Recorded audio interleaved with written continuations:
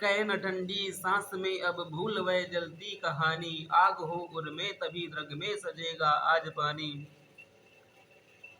तो दोस्तों, ये है महादेवी वर्मा की कुछ कविताएं, कुछ पंक्तियां जो मैंने अभी भी सुनाई कि कहे न ठंडी सांस में अब भूल वह जलती कहानी, आग हो उर में तभी द्रग में सजेगा आज पानी। अगर आपको अपने लक्ष्य को पाना है तो अपने हृदय में उस आग को पैदा करना होगा, उस ज्वाला को जगाना होगा, जिससे कि तुम अपने लक्ष्य तक पा सको। वो डेडिकेशन होना चाहिए अपने कर्तव्य के प्रति, अपने लक्ष्य के प्रति। तो दोस्तों, इसी जोश और जुनून के साथ, इसी मोटिवेशनल थॉट के साथ शुरू करते हैं आज क्लास पार्ट 2 गांधी युग। तो पहले कल का थोड़ा सा पार्ट 1 वाला जो था उसको थोड़ा समराइज कर देता हूँ, रिवाइज कर देता हूँ उसका थोड़ा संक्षेप में कि गांधी जी का जन्म 2 अक्टूबर 1869 ईस्वी में हुआ था। इनकी माता का नाम पुतलीबाई, पिता का नाम करमचंद गांधी, पत्नी का नाम कस्तूरबा बाई। इनके 4 पुत्र थे, हरीलाल, मनीलाल, रामदास, देवदास। और ये जमुनालाल बजाज को अपना 5वां पुत्र मानते थे। इनकी शादी 1882 ईस्वी में हुई थी और 1883 ईस्वी में लंदन गए थे शिक्षा के लिए। और जब ये लंदन से वापस लौट कर आए तो ये वकालत के लिए दक्षिण अफ्रीका गए और इन्होंने दक्षिण अफ्रीका में फिनिक्स फार्म आंदोलन चलाया, जो कि इनके जीवन का पहला आंदोलन था। और इसी आंदोलन के समय महात्मा गांधी की भेंट गोपाल कृष्ण गोखले से हुई। गोपाल कृष्ण गोखले को इन्होंने अपना राजनीतिक गुरु माना और गोपाल कृष्ण गोखले की सलाह पर इन्होंने रस्किन और टालस्टॉय की किताबें पढ़ी और रस्किन से भूख हड़ताल और टालस्टॉय से आंदोलन के बारे में जानकारी प्राप्त की। और 9 जनवरी 1915 ईस्वी में महात्मा गांधी भारत आए। इससे मन सकता है कि भूख हड़ताल की सीख महात्मा गांधी ने किससे ली, तो रस्किन, और आंदोलन के बारे में जो जानकारी प्राप्त की वो है टालस्टॉय। 9 जनवरी 1915 ईस्वी में महात्मा गांधी भारत आए, इसलिए 9 जनवरी को भारतीय प्रवासी दिवस के रूप में मनाया जाता है।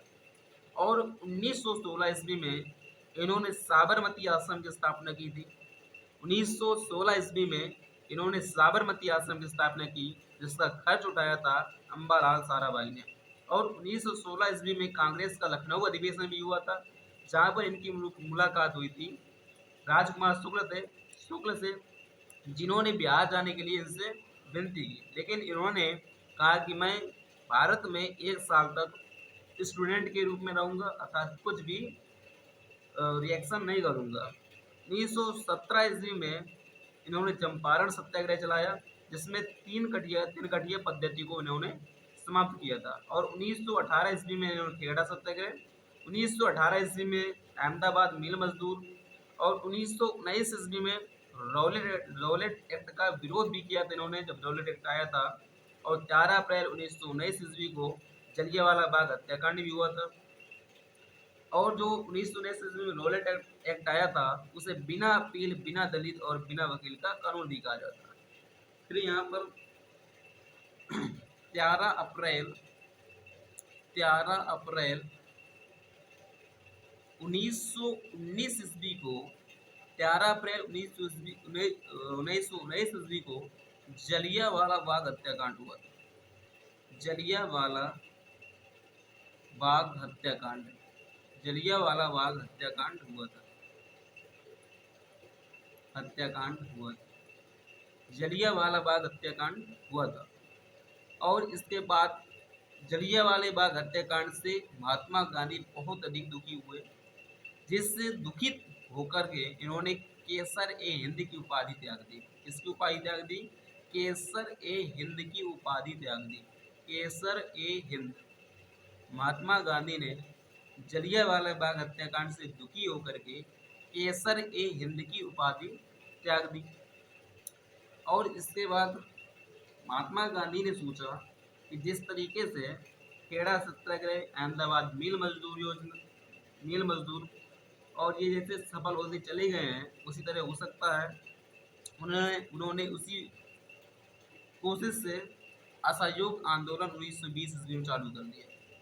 1920 ईस्वी में असहयोग आंदोलन चालू कर दिया। असहयोग आंदोलन चालू कर दिया। अब इन्होंने सोचा कि जिस तरीके से आसानी से वो आंदोलन पिछले वाले सफल हो गए हैं, ऐसे ये भी हो जाएंगे। लेकिन ये महात्मा गांधी की गलती थी। उन्होंने कहा कि 1920 ईस्वी में अगर हम सही से आंदोलन चलाते हैं तो हो सकता है कि 1921 में हमारा देश आज़ाद हो जाए। तो पूरा देश के सभी लोग उन पर विश्वास करने लगे और उन्होंने सोचा कि साल खाने में तो आज़ादी मिल ही जाने वाली है। तो सभी लोगों ने साथ दिया, लेकिन ये आंदोलन सफल नहीं हो सका। तो बाद में जब ये सफल नहीं हुआ तो ये बहाना ढूंढने लगे कि किसी तरीके से इस आंदोलन को रोका जाए। तो फिर 1922 ईस्वी में एक घटना हुई। कौन सी घटना हुई? 1922 ईस्वी में एक घटना हुई, चौरी चौरा नामक कांड हो गया। चौरी चौरा नामक कांड हो गया 1922 ईस्वी में चौरी चौरा जो है घटना हो गई। और इसमें क्या हुआ कि इसमें कुछ कम 20-22 लोगों को या 20-22 अंग्रेजों को खाने पर जला दिया गया। और जब इसमें 20-22 लोगों को जला दिया गया तो महात्मा गांधी ने अपना असहयोग आंदोलन स्थगित कर दिया। इससे कांग्रेस के नेता भी बहुत अधिक दुखित हुए और इसका विरोध किया कि आपने इतने उग्र आंदोलन को, जो कि इतनी तेजी से चल रहा था सहयोग आंदोलन, आपने क्यों रोक दिया। फिर अब उस समय आंदोलन भी पीक पर था और उस समय फिर वो भी जो अंग्रेज अधिकारी थे उन्होंने भी गिरफ्तार नहीं किया महात्मा गांधी को, क्योंकि वो नेता थे और नेता को गिरफ्तार करना इतना आसान नहीं हुआ। लेकिन जब उन्होंने आंदोलन स्थगित किया तो भारतीय उनका विरोध करने लगे। महात्मा गांधी के विरोध में ये हो गए कि बुढ़ऊ सिटिया गया। जब उन्हीं के विरोध में होने लगे तो अंग्रेजों ने उचित अवसर समझा कि अब तो भारतीय ही इनके विरोध में हो गए हैं, तो अंग्रेजों ने उन्हें गिरफ्तार कर लिया। जब गिरफ्तार कर लिया तो महात्मा गांधी दिमाग से भी बहुत तेज थे। वो दिमाग से भी बहुत तेज थे और बहुत चतुर थे। वो जब उनको जेल में ले जाया गया तो उन्होंने नाटक करना चालू किया। कुछ खाते पीते नहीं थे, 6-6 दिन बाद खाते थे सही से। भूख हड़ताल शुरू कर दिया जेल में ही। तो जब भूख हड़ताल शुरू कर दिया और कभी कोई सांस नहीं लेते थे, सांस बंद कर देते थे, तो अंग्रेज बहुत परेशान हुए और उनको फेंक, जैसे कुछ सामान फेंक दिया जाता है ऐसे जेल के बाहर उनको फेंक दिया गया। जैसे उनकी आंखें खुली तो उन्होंने सोचा इनको तो उन्होंने फेंक दिया। तो फिर महात्मा गांधी वहाँ से भाग कर गए और भाग कर गया सीधे 1924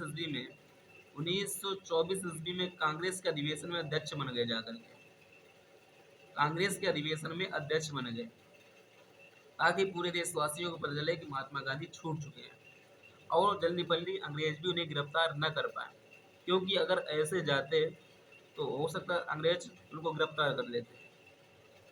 अब ये 1924 ईस्वी में सीधे कांग्रेस से जाके अध्यक्ष बन चुके हैं और अंग्रेज उनको डायरेक्ट गिरफ्तार नहीं कर सकते, क्योंकि पूरी जनता अगर गिरफ्तार करते हैं तो पूरी जनता उनके विरोध में हो जाएगी। इसके बाद कम से कम 6 वर्ष महात्मा गांधी ने लोगों की सेवा की। 6 वर्ष महात्मा गांधी ने लोगों की सेवा की। 6 वर्ष सेवा की। उस समय एक बीमारी थी, प्लेग। 6 वर्ष महात्मा गांधी ने निस्वार्थ सेवा की, जो कि कोरोना से भी खतरनाक होती है। उस समय महात्मा गांधी ने हाथ में कपड़े लेकर लोगों के साफ किया और बिना किसी इंस्ट्रूमेंट के प्रयोग के उन्होंने निस्वार्थ सेवा की। यहाँ तक कि इस कोरोना काल में अगर पिता को कोरोना हो जाता है तो बेटा पिता को छोड़कर चला जाता है और उनके पास नहीं जाता। उस समय प्लेग जो कि कोरोना से भी खतरनाक होती है, महात्मा गांधी ने निस्वार्थ सेवा की, इतने महान थे वो।